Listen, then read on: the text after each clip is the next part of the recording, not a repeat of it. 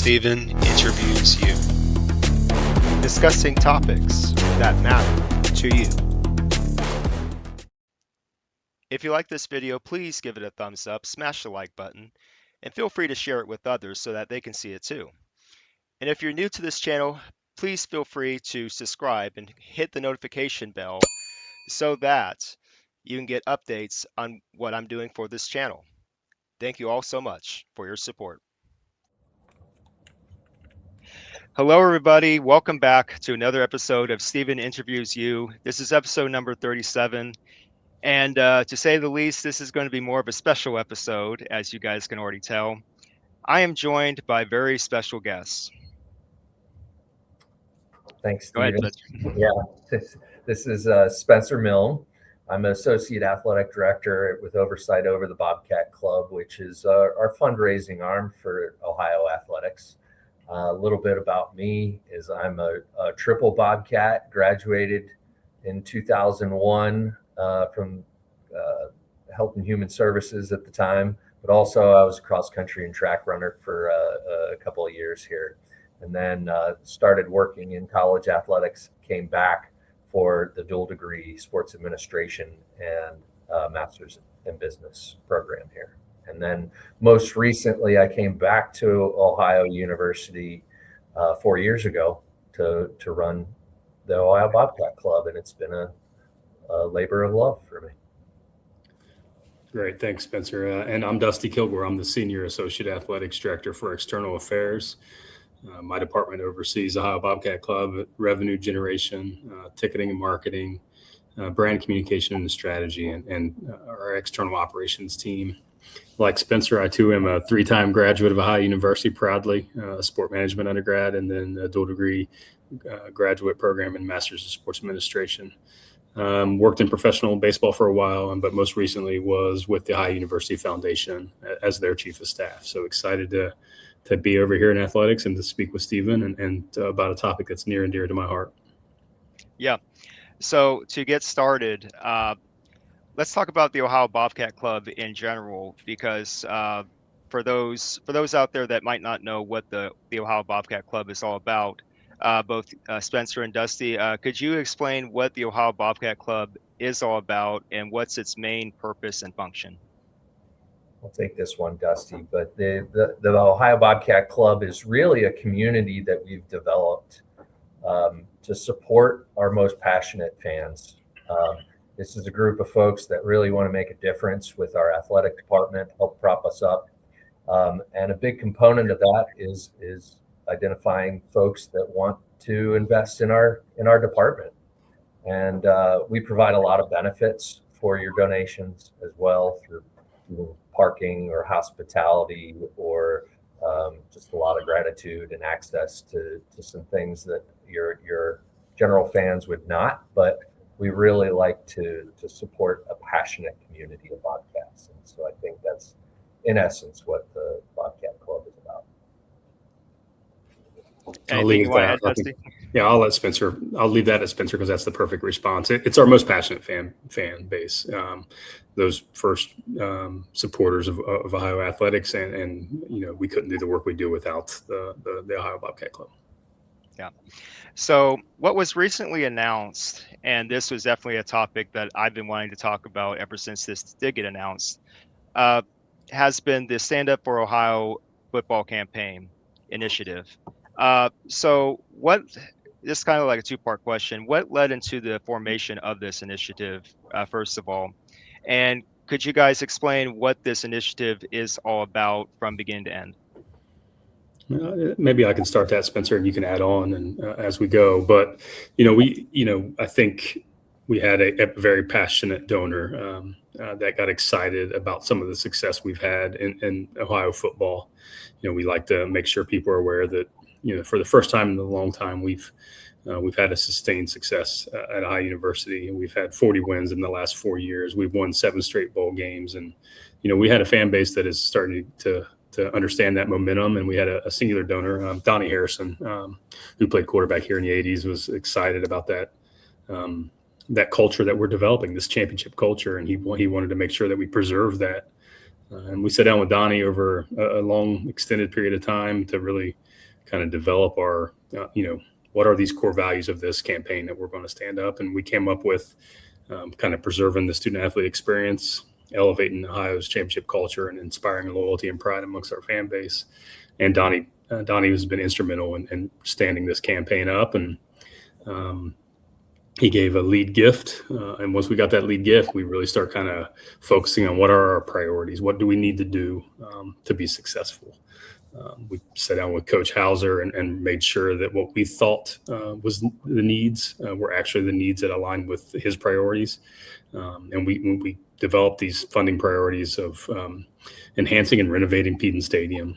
We understand that Peden Stadium is iconic. We all believe it's iconic. I'm sitting here looking out my window at Peden Stadium, and it's a beautiful facility. But one thing we do know to be true is that it turns 100 years old in 2029, and it's going to need some TLC and attention in the coming years. So our first priority for this stand-up campaign was to renovate and enhance Peden Stadium. Secondly was player health and wellness with a focus on nutrition. We think it's an opportunity for us to be a leader in the MAC, supporting our athletes physically and mentally by standing up an area of nutrition. We spend a lot of money annually making sure our football program is well fed and nutritionally balanced, and we wanted to make sure that our donors had an opportunity to continue to support that area. And the third, and we all know this is a topic of conversation across all college athletics, and that is revenue sharing and NIL. And we want to make sure that we're able to recruit and develop the best athletes possible. And we understand that's a world that we live in now, and we want to make sure that our donor base had an opportunity to support it. So we got really excited about it. We got the lead gift, and then we launched the campaign a couple weeks back, and then we've got a lot of momentum going already. So maybe I'll turn it over to Spencer to add some additional color to that. Yeah, I think for us, we knew we've had something special for a long time with our football program.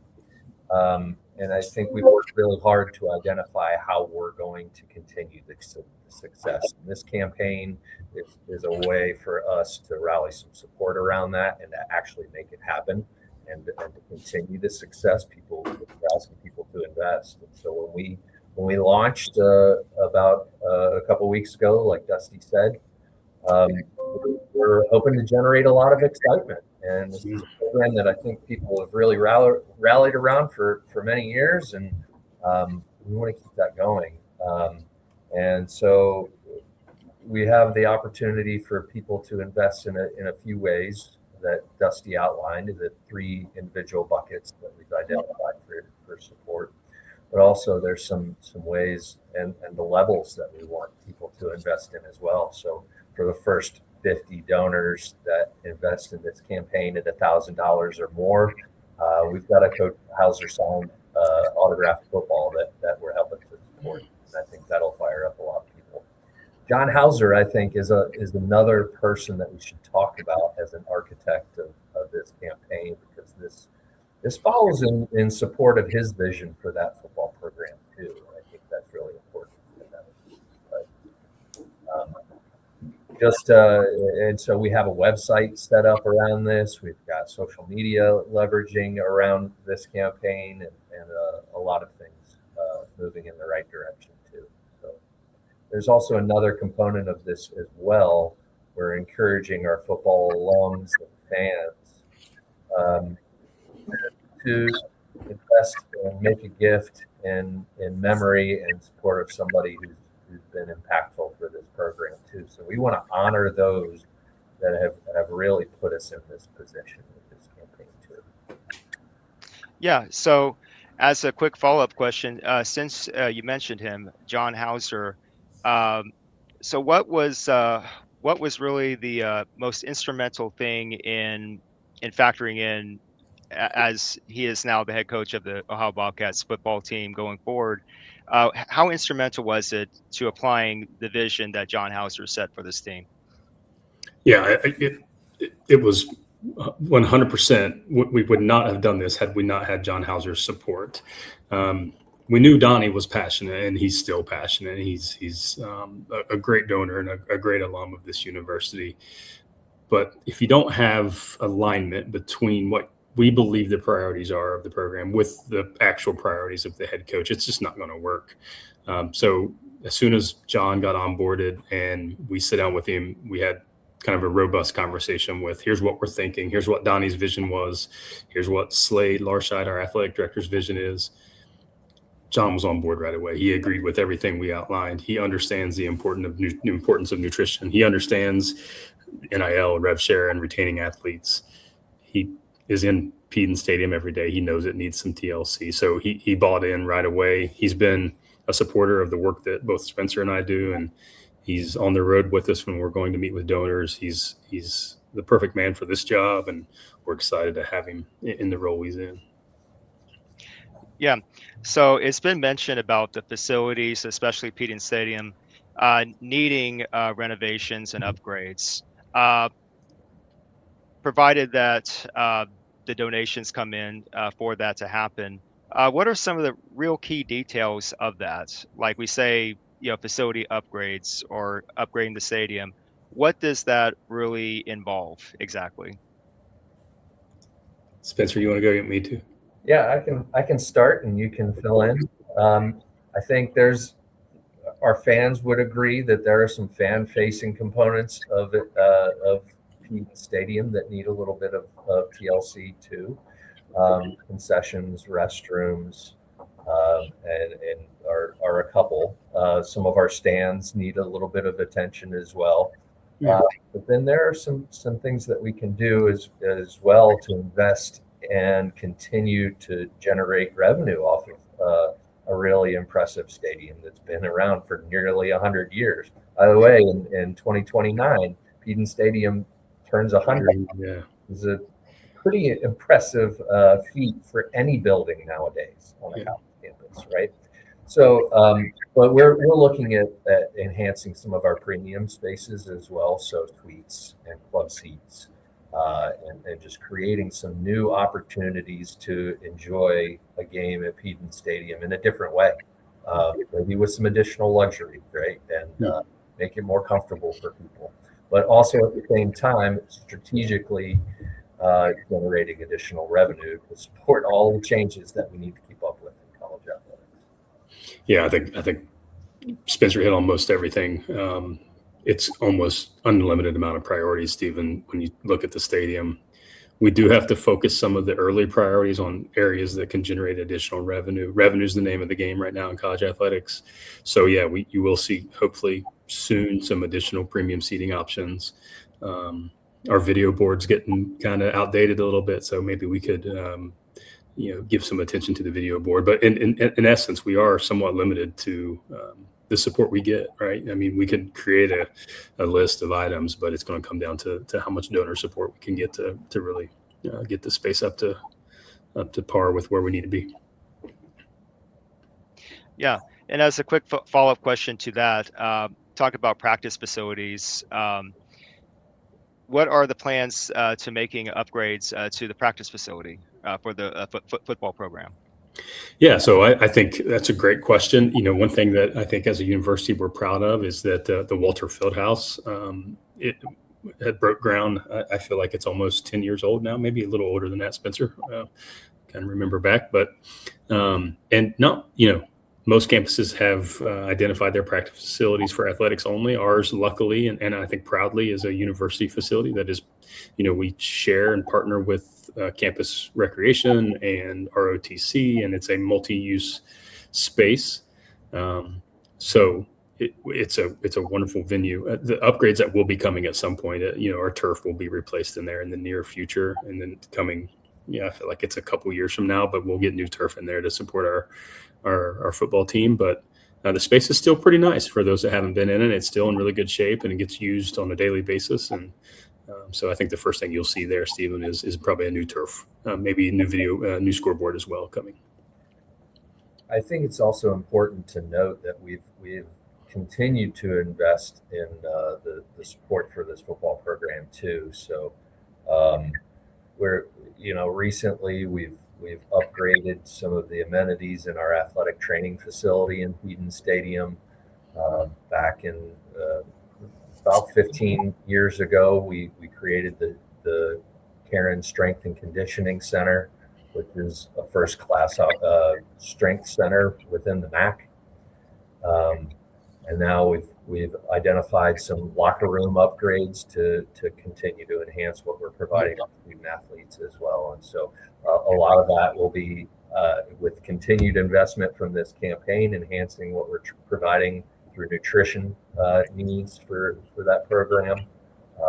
Providing consistent meals immediately after practice and at strategic times, so that our kids are getting thoughtful calories and important ones to help just elevate what they're able to do on the field, and their recovery and their rest, right? And all of that is fed through that nutrition program too. So there's some real key components of that as well. But it's a continued strategy to keep upgrading. Yeah. So with the ever-changing landscape of college sports, this is going to be my next question here. With everything going on with NIL, transfer portal, revenue sharing, how has it already impacted smaller schools like Ohio University and other stuff like the House settlement, for example? How has that really impacted all the athletic programs for Ohio University? Oh, that's a good one. That's a toughie. Well, it's obviously impacted us, right? And I don't want to be completely negative on that. We've had some positive impacts as well, because we have had some sustained success in football, and the transfer portal and revenue sharing has allowed us to continue that success. But it has been an impactful environment, and it does put a lot of pressure on, Spencer and I's departments to go out and make sure that we're able to fundraise and support the NIL budget that we need to support to make sure we're competitive within the MAC. One thing that Slade Larscheid will say, and I'll echo what he says, is we still, and we will not budge on this. We want to be MAC champions in all of our sports. We want to be competitive across the board. If that means we need to go fundraise for every sport, then we'll go fundraise for every sport to make sure that our athletes have a share of the revenue that we're generating. But it has been impactful. You see transfer portal, you see rev share contracts, you see NIL contracts. But, I think it does open up an opportunity for us to recruit and develop athletes. Coach Hauser, whenever we go out and meet, he still makes sure people know that we want to be a school that develops high school athletes. Like, we want to recruit from the high school level, and we want to develop young men into great adults and great alumni of our university, and then augment those recruitment efforts with rev share and NIL dollars. And I think that's going to be who we are as a university, and I'm excited for the future. Spencer, maybe you can add on to anything beyond that. Yeah, Stephen, I think obviously it's hit us in the pocketbook, so we need to be even more strategic with how we deploy our resources. It's not a Power 5 situation, Power 4 situation where you can just throw money at our student athletes. We have to be really strategic with who we're selecting from the portal, how much we're investing, where, what positions are we trying to fill. And so it's a deeper thought process for us. I actually think we're more creative and more strategic with how we're deploying our resources than a Power 4 institution, because we have to. We have to get more out of it. An important part of what this campaign is giving us a footprint for how we can develop this across all of our sports. So you'll likely see something similar coming out very soon for football or men's and women's basketball and volleyball, and just talk to our track coach about developing something very similar too. And so this is a model that we're going to use to deploy across all of our sports. So that each of those teams, as they're impacted, are going to have the opportunity to pivot and be successful. Yeah, and good thing you mentioned the other sports, Spencer, because that was going to be another question of mine. Because we know this initiative is just for football, but while Stand Up for Ohio is for the football program, how could this impact the other sports that Ohio University has going forward, and in what way? Well, I'll touch on this briefly, and I'll let Spencer kind of finish. And I would say not how it can, how it already has is what I'll change your question a little bit, Stephen, just because we already have seen the impact as soon as it got launched. And before it got launched, there were some private conversations going about what Donnie's Gift has started. And we've already, we're starting the process with multiple sports. We already have gifts in place for a few sports to create accounts that are similar or mimic what we've already created for Ohio football. We have an Ohio baseball account that is already picked up some momentum, so we can start supporting Coach C and what he's doing on the baseball field. We stood up. We have Ohio women's golf, a gift that kind of got us started there. So I do think you'll see.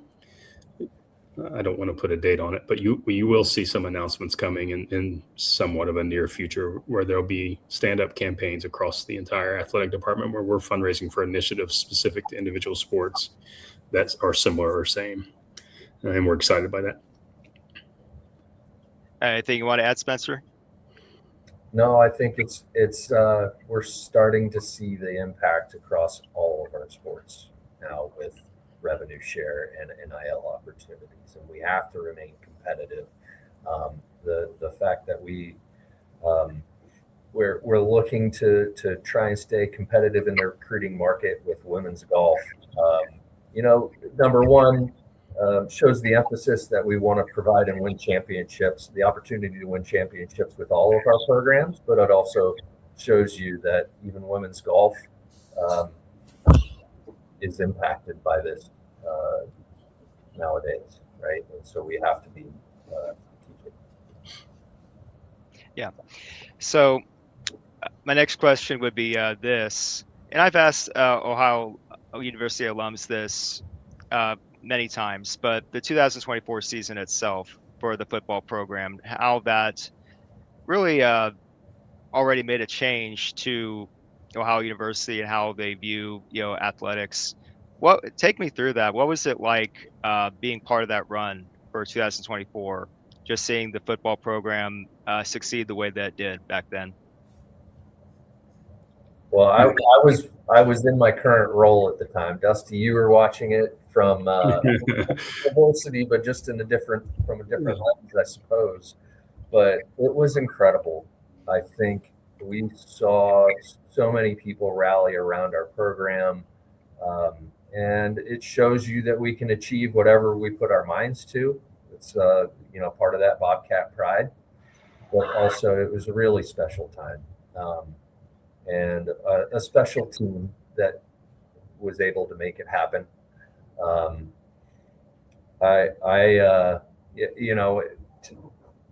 forget the exact year that we previously won the MAC championship, but over 50 years, right? So it's just incredible.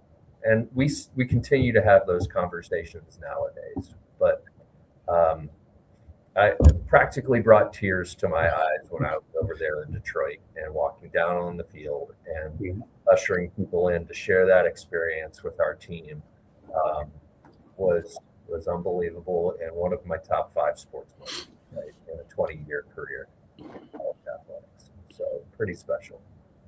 Yeah, and then for me, I was working for the Ohio University Foundation, and we were at the game, the MAC championship game in Detroit, and we were with some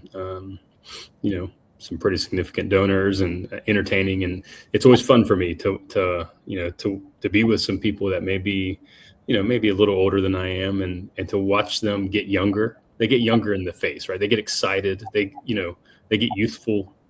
To get down on the field, and to Spencer's point, there were like emotions. People that have been associated with this university for a long time that have never had that experience.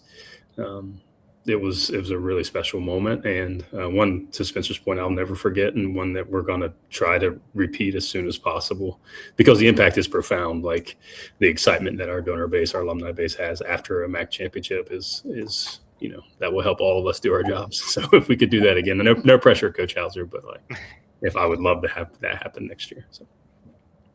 Yeah. And I just bring that up because I mentioned to Spencer off air before you joined us, Dusty, that I started my other podcast on my channel called Bobcat Corner. I started it in February 2024, not knowing, of course, that we were going to go on this run. Yeah. And so when this run happened and we won the MAC championship, I was like, did I stumble across something here? Because this is something special. And it was like, I was there covering you guys from my platform on YouTube, just doing live streams. And I was amazed. I was not expecting the Bobcats to pull it off and just win the MAC title in 2024. And to your guys' points is that we have to, in some way, just keep that momentum going. We have a window of time here, window of opportunity to continue to improve as a program, as a sports program, and also as a university.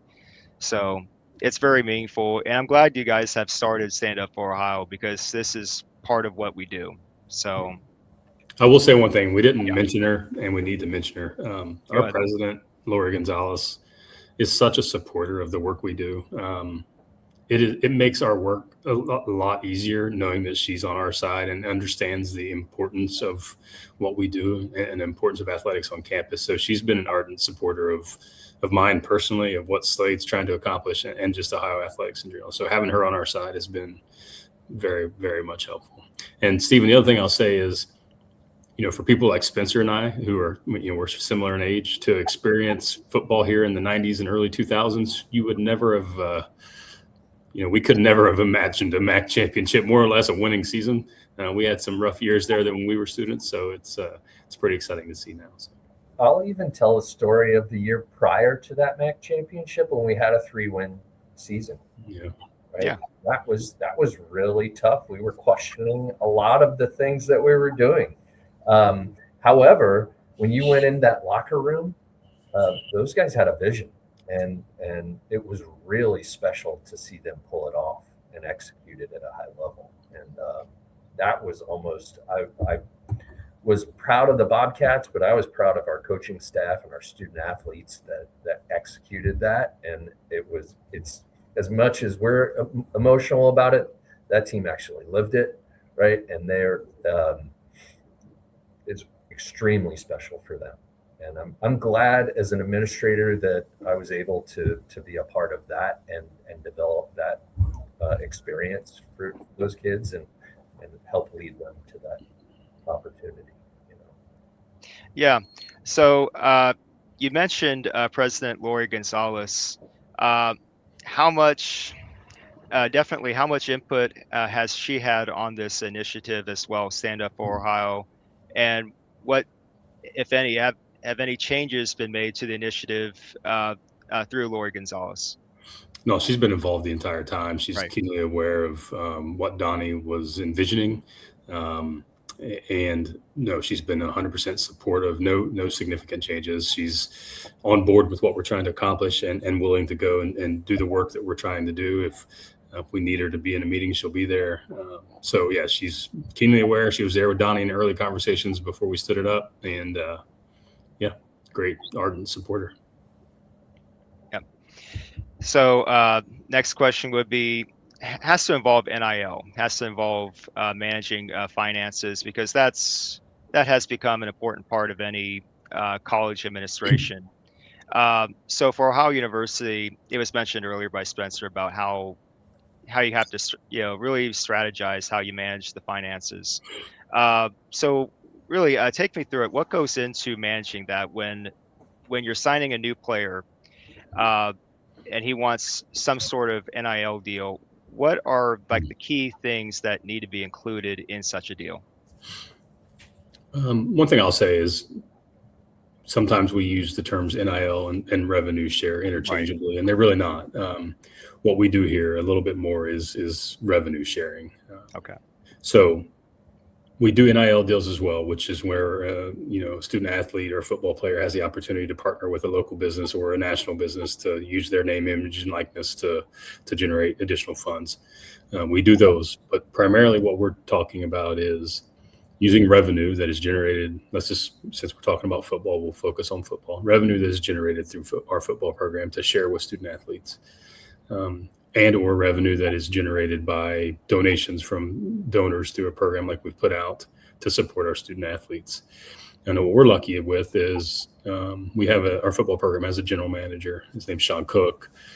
Part of Sean's job is to evaluate the market, evaluate the who's out there from a high school recruiting perspective, and to, in essence, put values on those people and figure out kind of, what position A is worth or player B, and same thing for the transfer portal. And it comes down to a conversation between typically our general manager and our head football coach and the athlete.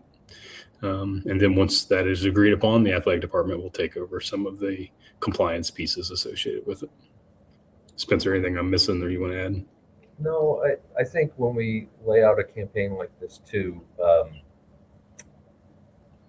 and we think through the efficient use of our resources, especially in this component, right? The detailed analysis of the talent pool and the recruits is really important.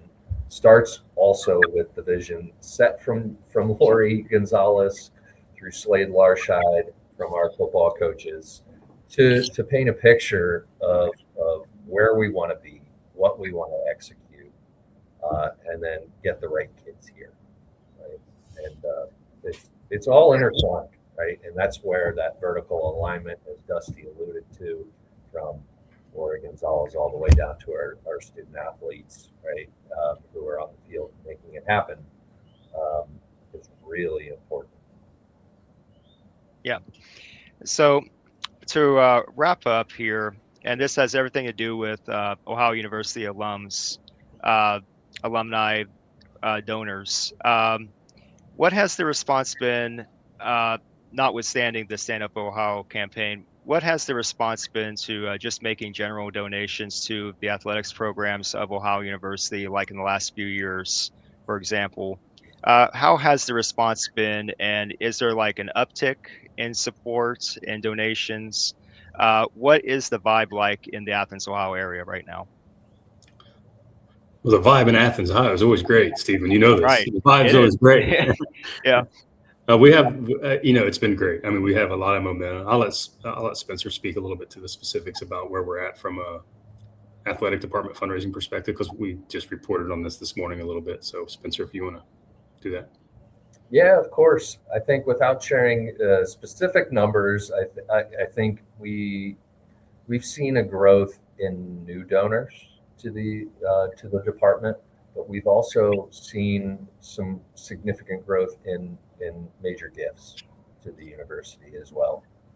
And part of that is from that success, but again, that success comes from a solid vision for where we want to go and how we want to execute it. So people really love to latch on to the aspirations of a program, and we love to thrive with and continue that winning feeling, and I think we've seen that through donor support, ticket sales. I mean, we had an amazing event last year by hosting West Virginia here on campus, which was our first sellout in I don't know how many years, right? And just an incredible atmosphere. And for us to play like we did that day too is a statement to anybody who ever wants to come back to play in this stadium, is you're going to have a hard fought battle, and we may have a hard time getting teams like that to come in, but it was well worth the butt kick that we gave to that team up just across the border. So anything else to add there, Dusty? No, I think you said it perfectly. Yeah. Well, I guess with one more final question that I do have is just off the top of my head, guys. The topic about private equity, private capital, and this is something that I freely admit to you guys, I know nothing about. I'm not that educated about private capital, private equity, and what goes in and out of that. We've heard stories about certain colleges like Utah, for example, getting into that, or conferences as a whole getting into that. What, from the perspective of Ohio University, what are your thoughts on that? Private capital deals, private equity deals, and are they attainable for a school like yours? That's a tough one, Stephen. I mean, I follow it as well as you do, and I'm keenly aware of what Utah has done, and I understand private equity pretty well. I don't, as of right now, and I don't want to speak for Slade or Lori. I don't know if it's a future that we hold here where we're going to start partnering with a private equity firm. I don't want to throw it off the table, but I don't know that we're having those conversations quite yet. I will personally share that I've seen some of those private equity deals done in a way that's not beneficial long-term to the university. And I think that's a cautionary tale that we would have to evaluate moving forward if we were to be presented with one of those opportunities. It can really set you back if you do it the wrong way. That's right. Right. Yeah, I've heard a lot of stories about private capital, private equity, and I'm still studying it. I'm still trying to learn it myself. So duly noted by you guys. So yeah, Spencer Milne and Dusty Kilgour, thank you both so much for being on my show, for being on Steven Interviews You. This was such a great opportunity for me to get to know more about the university, about the sports program that I follow. And so for you guys to provide the kind of insight that I've been looking for, it's just wonderful. It's a great experience. Spencer and Dusty, thank you all so much for being here. And for those of you watching this right now, thank you all so much for watching Steven Interviews You. We'll be back with more interview-related content soon enough. Take care, guys. See you all in Peden this fall. Go Bobcats. Yep. Go Bobcats.